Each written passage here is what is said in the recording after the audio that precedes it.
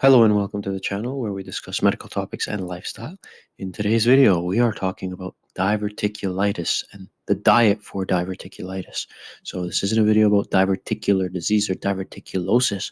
We are talking about the diet for diverticulitis. Let's get into it. For more details about diverticular disease, management, risk factors, all these kinds of things, make sure to check the other videos. But for now, let's stick to diverticulitis diet. So we need some basic definitions. First and foremost, diverticular disease means you have polyps or small growths called diverticula in your gut. These polyps can exist without causing any symptoms at all and without you even knowing that they're there. So they're just growths. This is called diverticulosis or diverticular disease. If this polyp was to become inflamed or infected, then this can potentially cause symptoms such as abdominal cramping, abdominal pain, tenderness in the area, swelling, bloating, constipation, diarrhea.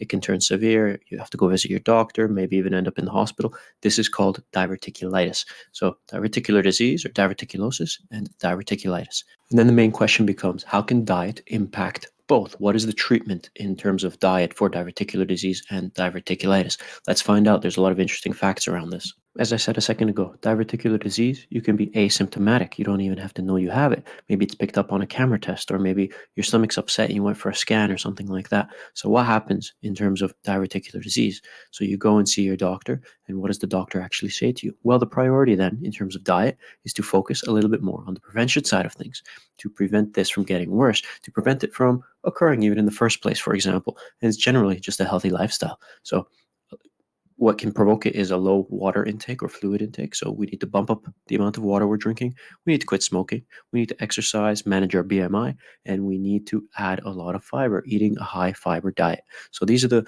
hallmarks of a good diet, of a healthy lifestyle. And this is how we can prevent diverticular disease from ever coming. But if we have it, then we can prevent it from getting worse this way. And the logic there being that high fiber foods, such as fruits, vegetables, whole grains, soften the waste, help it pass more quickly through your colon, reduces the pressure on the digestive tract, and then it helps reduce the risk of diverticula forming and becoming inflamed. That's the logic behind it. But what happens when we have diverticulitis? Well, now the story changes quite a bit. So you go to your doctor, and what happens? Well, we advise rest, we advise treatment with pain control or antibiotics. If things get really, really bad, then we have to end up in hospital, and that's about it. But is it?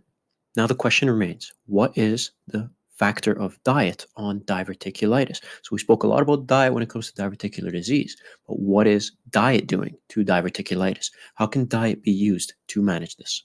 Although what we eat and what we put into our body is vastly, vastly important in how our body operates and what it does to us, it's very important to understand that there is no specific foods that are known to trigger diverticulitis attacks. So before there used to be stories about eating nuts and seeds and they can get stuck in the diverticula, in the pouches, and then trigger an attack. No, that's false. And there's also no special diet that's been proved to prevent attacks. So we can eat a fulfilling high fiber diet, for example, to prevent diverticula from forming ever and prevent more diverticula from forming and to potentially reduce the risk factors of getting an attack and things like that. But there is no specific diet that will magically say you will never get an attack again or anything like that. So we have to keep that in mind. So if you are having diverticulitis, the polyps are upset, they're inflamed, maybe they're infected. The whole point of the story is we want to reduce the traffic in your gastrointestinal tract so that nothing else irritates them. So by doing this, we can recommend a certain kind of a diet. So reduce the fiber. That's number one. So whole grains, nuts and seeds, beans, popcorn, skin from vegetables and fruits, reduce it, cut it down. Also, we can opt to follow a liquid diet. This is not forever. This is just during the acute episode of diverticulitis. So opting for clear broths, juices, smoothies, and those kinds of things. Now, this might be counterintuitive and going against the eat lots of fiber narrative that we keep hearing, but this is, again, I will repeat, it's not forever. It's during those few days of actually when you are having a diverticulitis attack. We need to reduce the traffic, reduce the burden on your GI tract. Now, there are ways to go about doing this. It's not an impossible thing to do. So if we are talking about grains, for example, then we can go for white pasta, white bread. Those are good low fiber options, along with white rice and white crackers. Low fiber starches, so peel the stuff. Potatoes without skins, those are fine. Mash them, roast them, bake them, that's all fine. Proteins, so choosing eggs, eggs whites, tofu, meat, Seafood, keep it baked. That works best. Shred the chicken. That works best. If we're talking about fruits, again, we can do canned fruits, things like that without the skin. Dairy is a huge thing. We can use Greek yogurts, cottage cheese, and so on. They're high in protein, calcium, other nutrients. They don't have any fiber. So that's really useful. So it's not impossible, and it's not meant to be forever. It's just during that acute period. And then again, the goal is to come back to that high fiber diet to prevent the whole story from repeating itself. So this isn't forever, I will repeat. Now, when we have diverticulitis, we want to reduce the traffic in your GI tract so that nothing else irritates them. That's the moral of the story here. But how much traffic is actually normal? So this is another thing that doctors don't talk about that we actually should be all talking about. How much is it normal? So how much is it normal to go to the toilet, open our bowels and things like that? How much traffic is normal? And thus we need to talk about colon transit time. So one of the most common health problems in modern civilization actually is chronic constipation. So if you study other cultures, they have consistently shown the correlation between healthy colons, large stools, normal colon transit time. If you look at African villages, Asian natives from rural communities, they eat bulky, high fiber diets with little or no meat, no refined foods.